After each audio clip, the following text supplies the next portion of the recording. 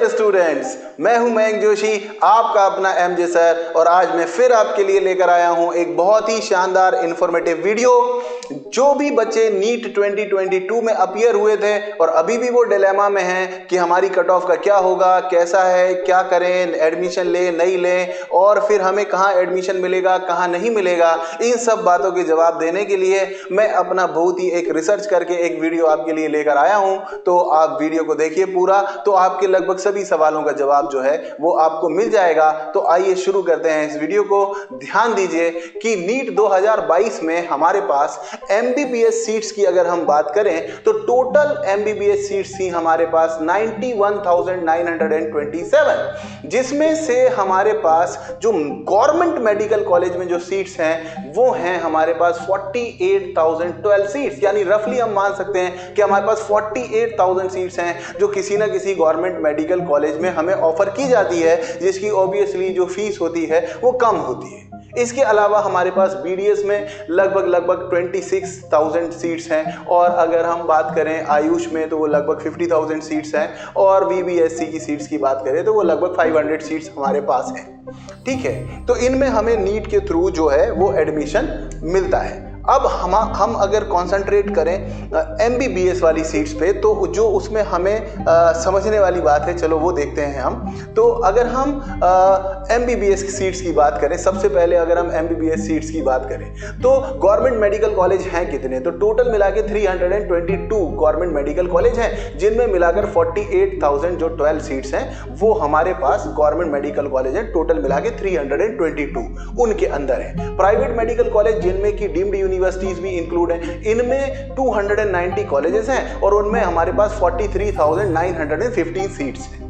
ठीक है, तो इस तरह से हमारे पास टोटल कॉलेजेस प्राइवेट और मेडिकल वाले जो गवर्नमेंट वाले कॉलेज हैं उन सब का जो सम हो गया वो हो गया हमारे पास 612 कॉलेजेस, और इस तरह से हमारे पास टोटल एमबीबीएस करने के लिए जो सीट्स होती हैं वो होती हैं 91,927। ये हमारे पास टोटल नंबर ऑफ सीट्स हैं। ओके, इसके अलावा हमें ध्यान रखना चाहिए कि हमारे पास जो एम्स हैं, जिसमें 15 एम्स हैं हमारे पास और 2 जिपमेर है, तो इस तरह से हमारे पास 1205 सीट्स तो एम्स में आ जाती हैं, और हमारे पास जो है वो 200 सीट्स जो हैं वो जिपमेर में आ जाती है। इस तरह से इन सबको सम अप करने पर हमारे पास टोटल नंबर ऑफ सीट्स जो मैंने आपके साथ डिस्कस किए वो यहाँ पर हमारे पास अवेलेबल होते हैं। ओके, इसके बाद अगर हम बीडीएस की बात करें तो हमारे पास टोटल गवर्नमेंट कॉलेज है 50 और प्राइवेट कॉलेज है 263। इनमें जो रिस्पेक्टिवली सीट्स हैं वो हैं 3,513 और 23,260। इसको सम अप करने पर हमारे पास 26,773 सीट्स जो हैं वो हमारे पास हो जाती है। ओके, तो ये तो हमारा ओवरव्यू हो गया कि हमारे पास सीट्स जो हैं वो कहाँ पर हैं, किस मेडिकल कॉलेज में हैं, ये हमें समझ में आ गया। ओके, अब अगर हम ध्यान से देखें कि एनएमसी का जो नोटिफिकेशन है उसमें अब की बार जो अच्छी बात है वो क्या है, वो ये अच्छी बात है कि जो 50% सीट्स हैं, जो कि 50% सीट्स कहाँ पर हैं, प्राइवेट मेडिकल कॉलेज में या फिर जो डीम्ड यूनिवर्सिटीज़ हैं उनके अंदर। तो प्राइवेट मेडिकल कॉलेज या डीम्ड यूनिवर्सिटीज़ में जो सीट्स हैं वो जो हैं वो वाली सीट्स भी आपको, उसमें से जो 50% सीट्स हैं, बहुत ध्यान से देखिएगा, उसमें से जो 50% सीट्स हैं वो भी गवर्नमेंट मेडिकल कॉलेज की जो फी होती है उस पर आपको ऑफर की जाएगी। सोचिए, ये एक बड़ा बात है। तो इसलिए हमारे पास जो गवर्नमेंट मेडिकल कॉलेज की सीट्स थी वो तो पूरी की पूरी हैं ही, इसके अलावा जो प्राइवेट मेडिकल कॉलेज और डीम्ड यूनिवर्सिटीज की सीट्स थी वो भी आधी सीट जो है वो उस ही फीस पर आपको मिल सकती है जो गवर्नमेंट मेडिकल कॉलेज में फी लगती है हमारी किसी सीट के लिए। ओके, अब देखिए यहाँ पर सबसे बड़ी जो चिंता की बात है जो कि बच्चे नहीं समझ पाते हैं और बहुत बड़ा उनके दिमाग में रहता है कि मेरे मार्क्स कितने आए तो मेरी रैंक कितनी आएगी, तो मेरा सिलेक्शन होगा कि नहीं होगा, या मैं सेफ जोन में हूँ कि नहीं हूँ। तो आप सेफ जोन में हैं कि नहीं ये बताने के लिए मैं आपको सेफ स्कोर नहीं बता रहा हूँ, मैं आपको सेफेस्ट स्कोर बता रहा हूँ, है ना, मैं आपको सेफेस्ट स्कोर बता रहा हूँ। ठीक, ये मेरा एक्सपीरियंस है जिसके आधार पे मैं आपको एक सेफेस्ट स्कोर आपका बता रहा हूँ। उसके बाद आपको निर्णय लेने में आसानी होगी कि आपको आगे क्या करना है। ठीक, तो सेफेस्ट स्कोर की बात करें तो पहली बात तो ये है कि नीट स्कोर की वैलिडिटी बहुत है, नीट स्कोर की वैलिडिटी है, उससे ही आपको गवर्नमेंट मेडिकल कॉलेज में एडमिशन मिलने वाला है, उसी से प्राइवेट मेडिकल कॉलेज में एडमिशन मिलने वाला है, उसी से आपको अदर ऑप्शंस भी होते हैं जिनके बारे में मैं आपको बताऊंगा, लेकिन इसकी वैलिडिटी बहुत है। अब जो फैक्टर होते हैं जिनको हमें ध्यान में रखना है, ऐसे फैक्टर्स जिनकी वजह से हम ये डिसाइड कर पाते हैं कि कट ऑफ क्या होगा। ठीक है, तो पहला जो फैक्टर होता है वो होता है टोटल कितने कैंडिडेट अपीयर हुए। दूसरा जो हमारे पास फैक्टर होता है वो होता है कि पेपर का लेवल क्या था। तीसरा फैक्टर होता है कि हमारे पास नंबर ऑफ सीट्स क्या है, और चौथा फैक्टर होता है कि प्रीवियस ईयर का जितने भी पिछले साल चले आ रहे हैं उनका ट्रेंड क्या है। उसके आधार पे हम अपनी रैंक को प्रेडिक्ट कर सकते हैं, और यही एनालॉगस स्टडी करके इसी के बारे में सोच के लोग रैंक को प्रेडिक्ट करते हैं। ठीक है, तो हमारे पास भी ये 4 फैक्टर है। हम एक एक बार करके देख लेते हैं, एक एक बार एक एक का एनालाइज करके देख लेते हैं एक एक को कि इससे इस साल हमारे ऊपर क्या असर पड़ा। तो अगर हम स्पेसिफिकली नीट 2022 की बात करें तो पहली बात है कि साहब जो कैंडिडेट्स थे वो कैंडिडेट्स के नंबर तो इंक्रीज हुए हैं। हाँ, लेकिन अगर आप सोचो कि भारत देश में जनसंख्या तो बढ़ी रही है, तो इस साल जितने आए अगले साल उससे और ज्यादा आएंगे, मतलब नंबर तो इंक्रीज ही होना है।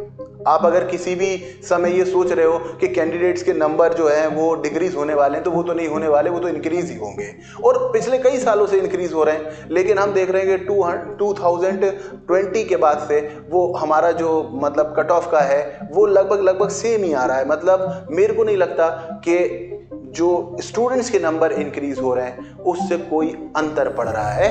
तो मुझे लगता है कि स्टूडेंट के नंबर इंक्रीज, कैंडिडेट्स के नंबर इंक्रीज होने से कोई असर नहीं पड़ेगा, पहली बात। दूसरी बात है कि नंबर ऑफ सीट्स, ये बहुत जबरदस्त फैक्टर है। हमारी गवर्नमेंट बहुत अच्छा काम कर रही है ना। नए नए मेडिकल कॉलेज खोले जा रहे हैं, हर मेडिकल कॉलेज में सीट इंक्रीज की जा रही है, ठीक है ना।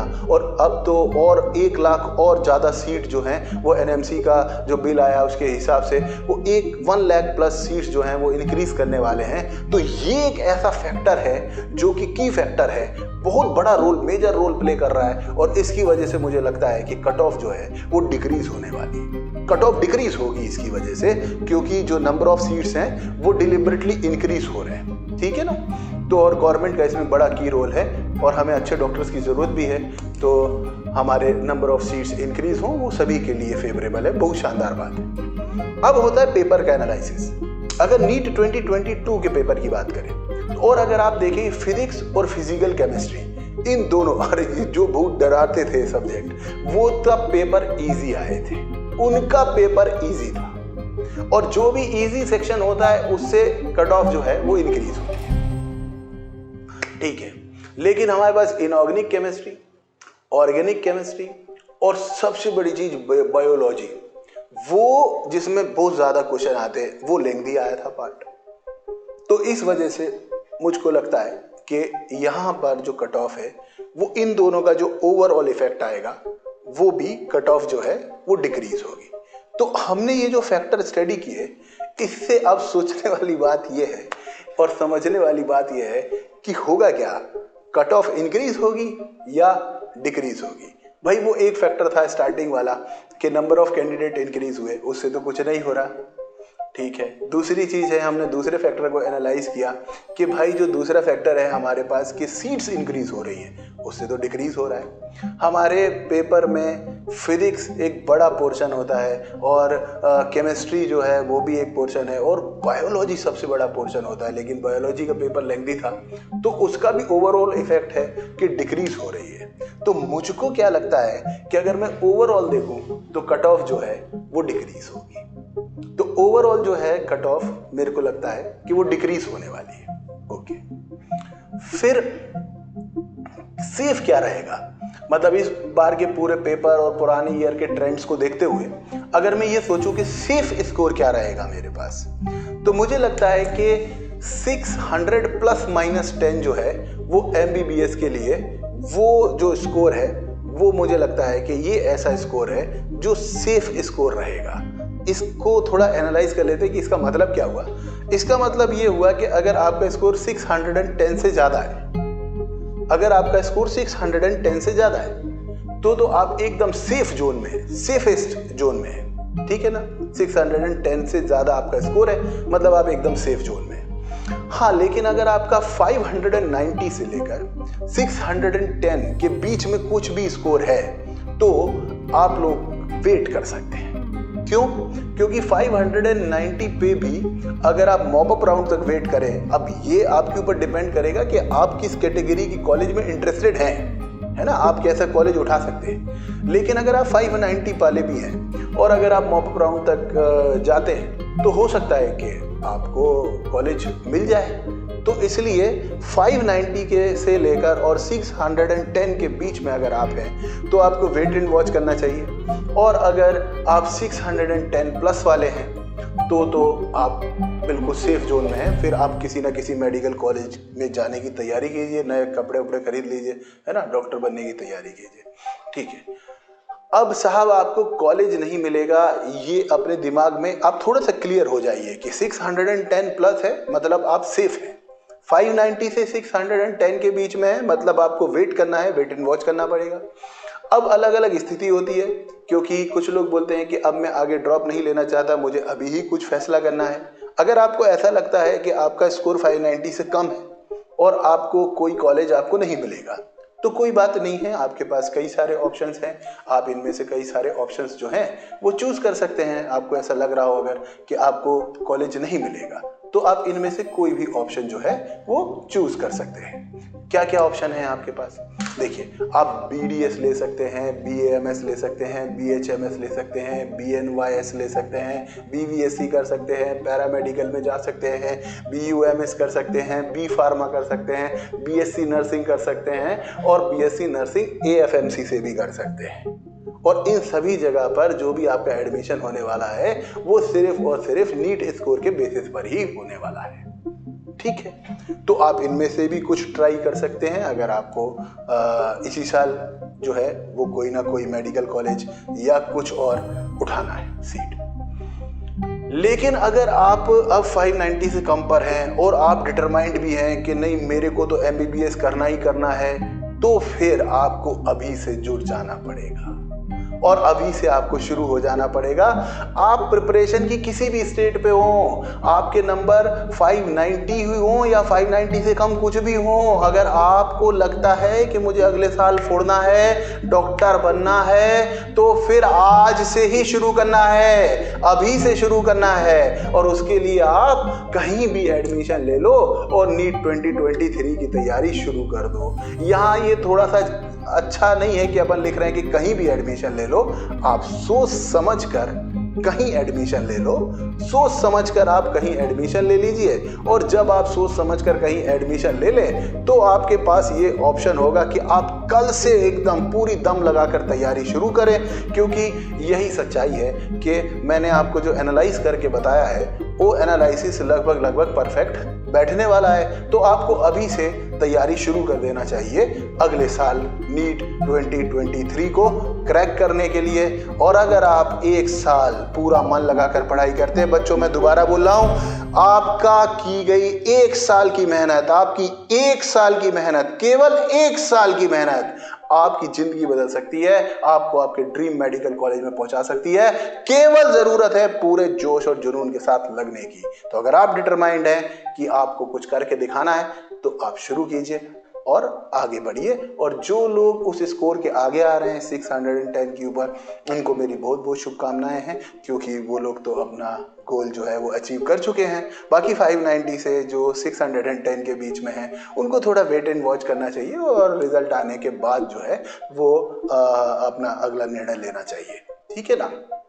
ओके, और जैसा कि मैं आपको बता ही चुका हूं कि नीट 2023 एस्पिरेंट्स के लिए बियॉन्ड इक्वेशंस मतलब मेरा अपना प्लेटफॉर्म आपके लिए लेकर आ रहा है एक बढ़िया सरप्राइज, एक बिग अनाउंसमेंट जो कि हम जल्द ही रिवील करेंगे। तो आज के लिए इतना ही। Best of luck, all the best, और फिर मिलेंगे अगले वीडियो में और वैसा ही कोई इन्फॉर्मेटिव वीडियो मैं आपके लिए लेकर आऊँगा, ठीक है। Okay, bye bye.